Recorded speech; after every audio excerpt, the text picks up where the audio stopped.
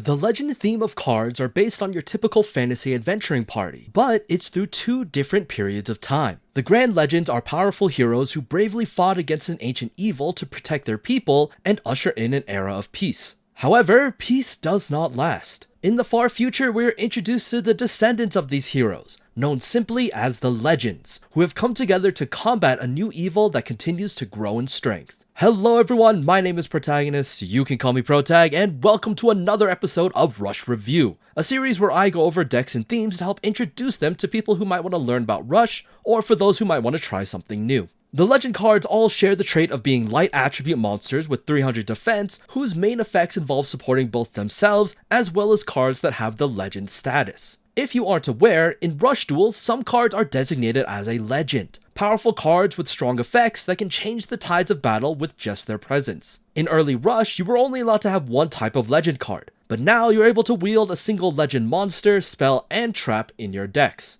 So with these legendary warriors, we're now able to create new formations and strategies to effectively rout our opponents on the battlefield.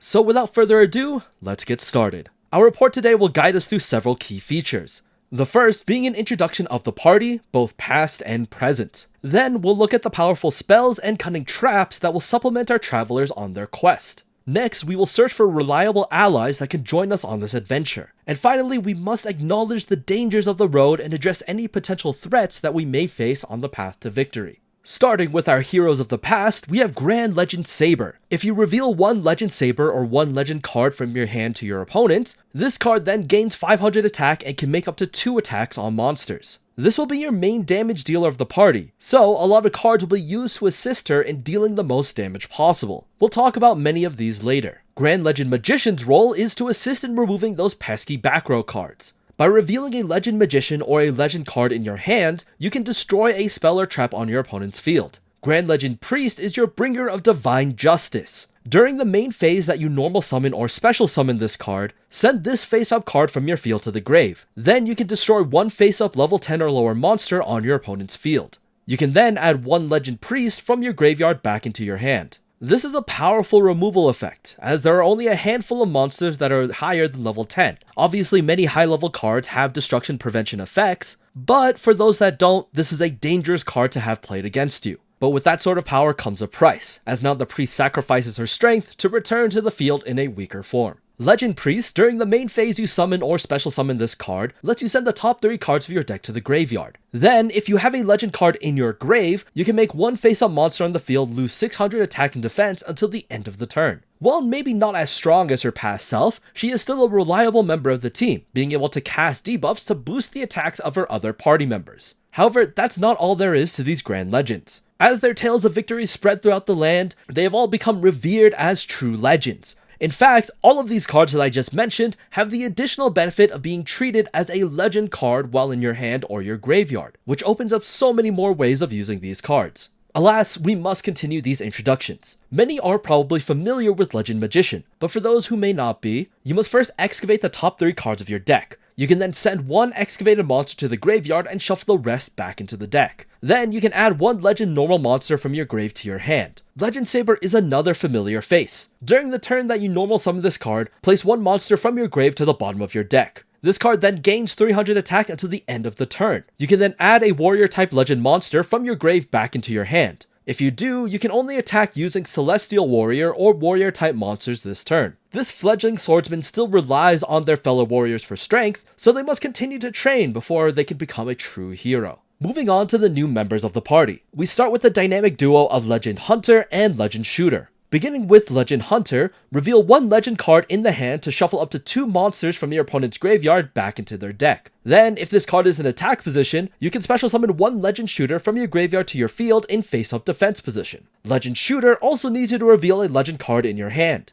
Then you can change the battle position of up to 2 monsters on your opponent's field. Then if this card is in attack position, you can special summon a Legend Hunter from your grave to your field in face-up defense position. These two have great synergy, as being able to bring back each other allows you to tribute into your more powerful monsters easily. However, their individual effects shouldn't be ignored either. Hunter removing cards from the grave means that you can interrupt key pieces of your opponent's combos, removing key monsters or filling their deck with high cost tributes to force potential bricks. Shooter's effect allows you to help bypass defenses and set up your Grand Legend Saber, or it can help overcome high attack monsters with their usually lower defense. Last but not least is Legend Scout. If you have 10 or more cards in your deck, reveal one legend card in your hand. Then you can draw one card and send one card from your hand to the graveyard. This turn, this card can be treated as 2 tributes for the tribute summoning of a legend monster in attack position. This is a great way to move cards around as well as getting your Grand Legend onto the field. Now that we've gone over the party, let's talk about the spells and traps these legends can use in battle.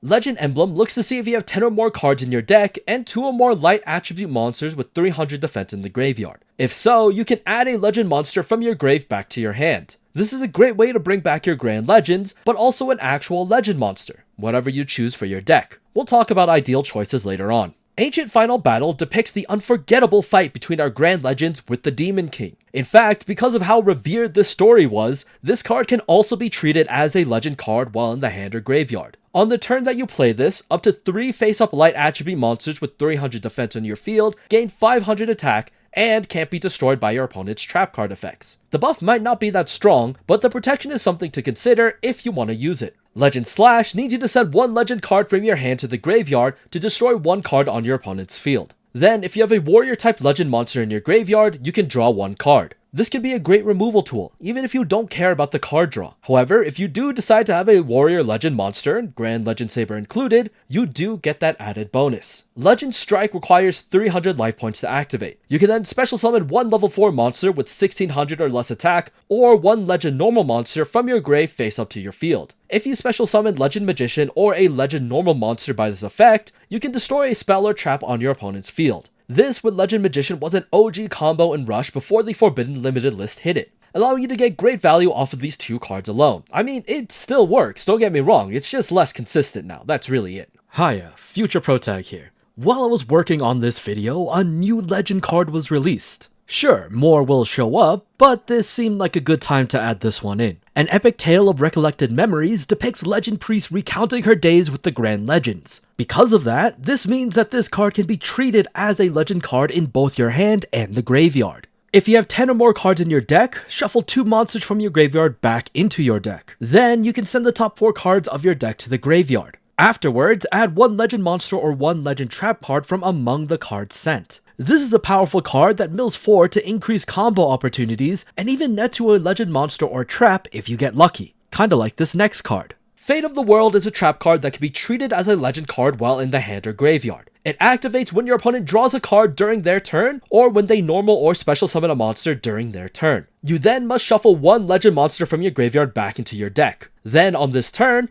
up to 3 face-up monsters on your field gain 1200 attack and can't be destroyed by the opponent's card effects. This makes your board even stronger, giving you a greater chance of utilizing your monsters again on the next turn. So, with efficient summoning and inherent adaptability, we can understand some of the main strengths of the Legend Party, but we still need some more support in order to make sure that they can survive their battles. In regards to Legend monsters, you should choose one that provides the greatest utility. The best one that comes to mind is Ryza the Storm Monarch. We've talked about it before on Rush Review, but now with Legend Emblem in our arsenal, you can bring back a fallen Ryza to reuse its ability again. Honorable mentions include Guilford the Lightning, Mobius the Frost Monarch, and maybe even Freed the Brave Wanderer. And don't get me wrong, you can still use any Legend normal monster as well, Blue Eyes being a classic contender, so that you can fully utilize the Legend Magician Legend Strike combo. But it really just depends on your playstyle to determine what kind of Legend monster you want to use. Because the Grand Legends are all level 7, that means you can fully utilize the Ship of 7 Treasures package, even after the Ryozai hit. The Ship of 7 Treasures spell card requires you to send one monster from your hand to the graveyard, then you can draw one card. But if you sent a level 7 monster to the graveyard for the requirement, you can draw an additional card. The card draw is already a nice effect, but you really just want to have this card in the grave as soon as possible to get the rest of the package online. You see, both Deity of 7 Treasures Ryozai and Beidai can be special summoned onto your field as long as there's a Ship of 7 Treasures or a monster with 2700 defense in the graveyard.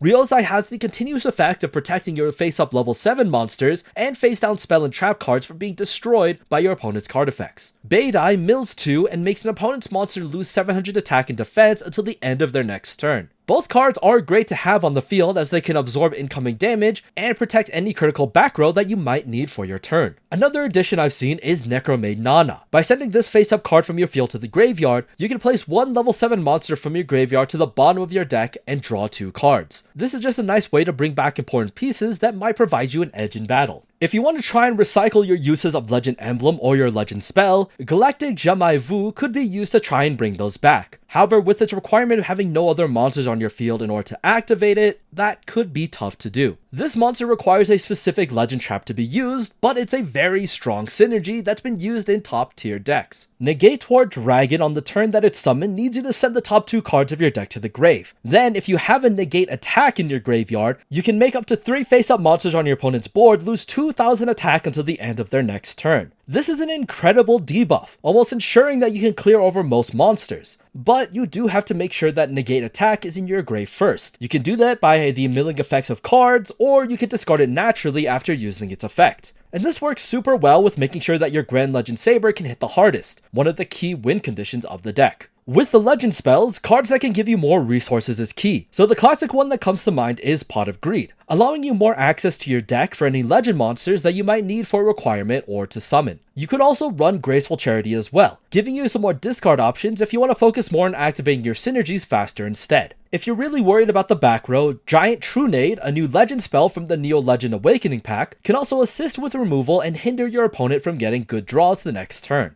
Jest of the Cosmos Princess, while being less consistent to draw, is still a powerhouse of a card. Being able to send important cards like Negate Attack, Ship of 7 Treasures, or any Legend monster to the grave in order to help activate effects and destroy cards on the board is an amazing value. The Warrior Returning Alive can be used to bring back any Warrior type monster from the grave back to the hand. Negate War Dragon can't use its effect without Negate Attack in the grave, so you are forced to run it in your deck, but it's really not a bad card at all, giving you protection from most attacks. However, don't rule out the classics like Magic Cylinder and Mirror Force that can also be good and reliable options. And if there's a truly formidable threat that can't be destroyed during battle, Intentional Draw can be your saving grace, being able to bounce back the attacking cards to their respective owners and possibly giving you a second chance at life. For some extra sauce, you can run the double destruction combo utilizing the unlikely pairing of Grand Legend Priest and Karibot. The setup is kind of weird, but ideally if you have a Grand Legend Priest in the graveyard and one in your hand, 2 Karibot on the field can contact fuse into B Karibot, which has the effect of special summoning a level 7 monster from your graveyard face up onto the field. Then this card can be used as 2 tributes for the tribute summon of a monster in attack position, which can be another Grand Legend Priest. So now you have 2 strong pieces of removal on the board, and you also get 2 Legend Priests in the aftermath. And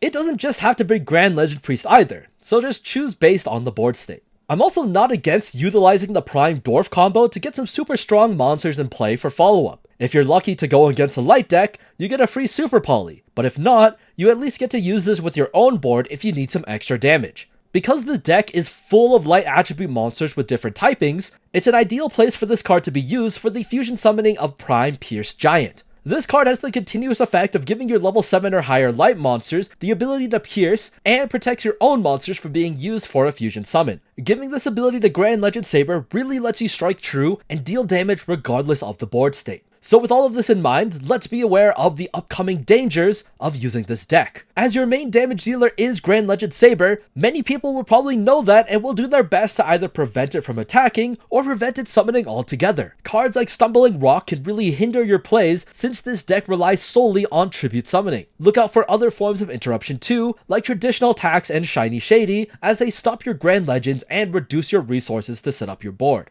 If you don't have a Ryozai or Fate of the World active on your opponent's turn, your monsters are very susceptible to destruction effects. But they're also just weaker in general since 2500 attack is not that strong against most monsters nowadays. Be wary of that when you move into your opponent's turn. It's okay to play defensive until you are sure you can build your ideal board. And this might be a more personal issue to have, but I feel like this deck can have a tendency to brick more often than not. I first tried adding all the Grand Legends at 3, but I realized there was just way too many high level monsters. So if you do build this deck, figure out what works best. Usually that does mean dropping the consistency of one of the 3 Grand Legends and replacing the effect with some back row. So in the end, I wanted to talk about this Legend theme because of how unique to Rush Duel it is. Having a whole set of cards that work together and can work well with the Legend label makes it something that can't really be replicated in the TCG and OCG. I also appreciate how adaptable these cards can be. While it mainly talks about using Grand Legend Saber as your main attacker, you can also shift focus into different monsters. I can see some of these cards, like Legend Priest, being splashed into other decks for their utility. So even if you're not a fan of the pure Legend deck, maybe they can be used in other decks to give them that extra boost that they might need. Thank you again for watching another episode of Rush Review. If you liked what you saw and you want to support me, like the video, comment, subscribe if you haven't yet, and share this with your friends if they want to learn something more about modern Rush decks. With that being said, see you all next time.